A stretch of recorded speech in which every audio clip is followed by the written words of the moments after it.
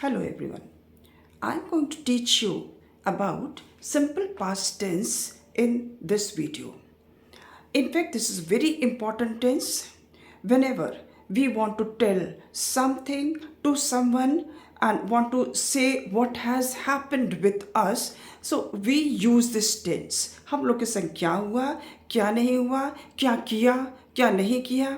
आम तौर से हम लोग ये सारी बातें सिंपल पास्ट टेंस में ही करते हैं और इसलिए इस टेंस को मास्टर करना बहुत ज़्यादा ज़रूरी है।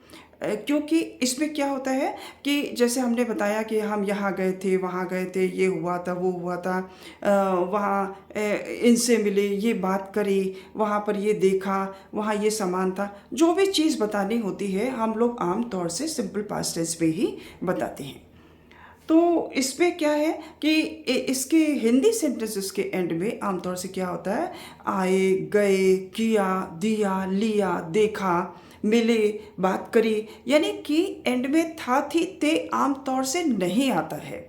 हम लोगों ने ऐसा किया, ये सामान खरीदा, यहाँ पर गए, ये देखा, ये मिला, तो इस तरह से ज़्यादातर बातें हम लोग करते हैं। और ये ही एक ऐसा टेंस है जिसमें वर्ब का सेकंड फॉर्म यूज होता है। In no other tense second form of the verb used.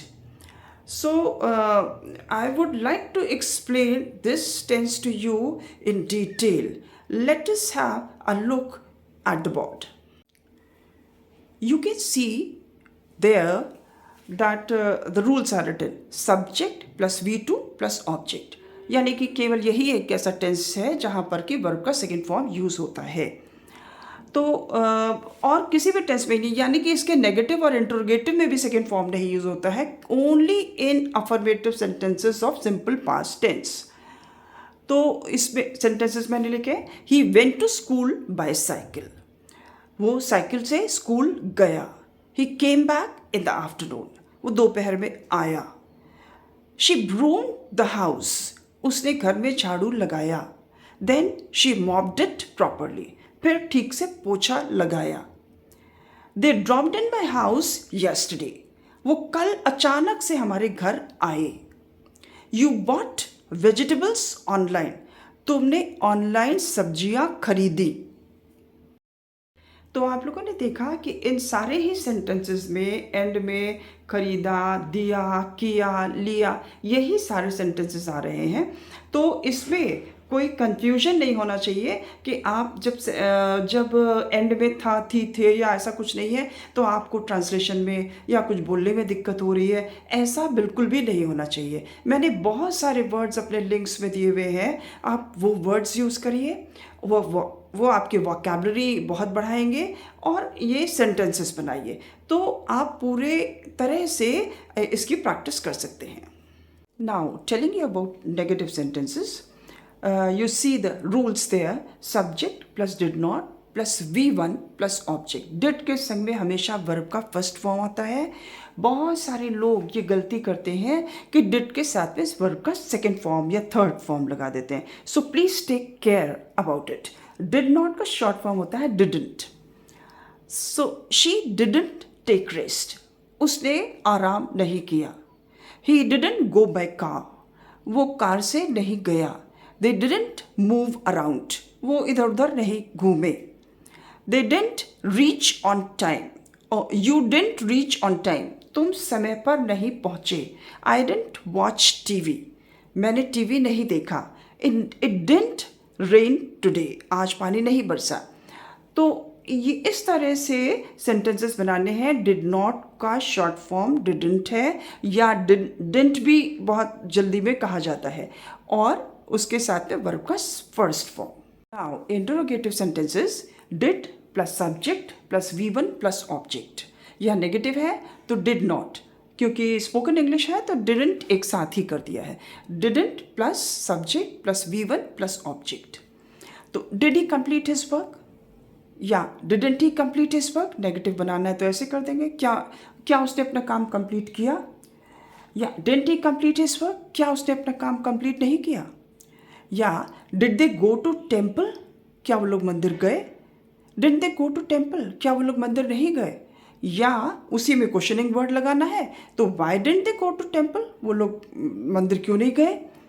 तो मतलब ये है कि इसमें जितने भी वर्ड्स सेंटेंसेस यूज हो रहे हैं उसमें डिड में वर्ब का फर्स्ट फॉर्म ही लगेगा। Now telling you all types of sentences in one go, एक ही बार में मैंने आपको बोर्ड पे सब तरह के सेंटेंसेस करके बताए हैं। जैसे फर्स्ट है many buildings collapsed in the floods, affirmative हो गया। Many buildings didn't collapse in the floods, बहुत सारी बिल्डिंग्स फ्लड्स में कोलैप्स नहीं करी, नष्ट नहीं हुई। Did many buildings collapse in the floods, क्या बहुत सारी बिल्डिंग्स बाढ़ में नष्ट हो गई, ध्वस्त हो गई। How did many buildings collapse in the floods, इतनी सारी बिल्डिंग्स बाढ़ में कैसे ध्वस्त हो गई, कैसे नष्ट हो गई।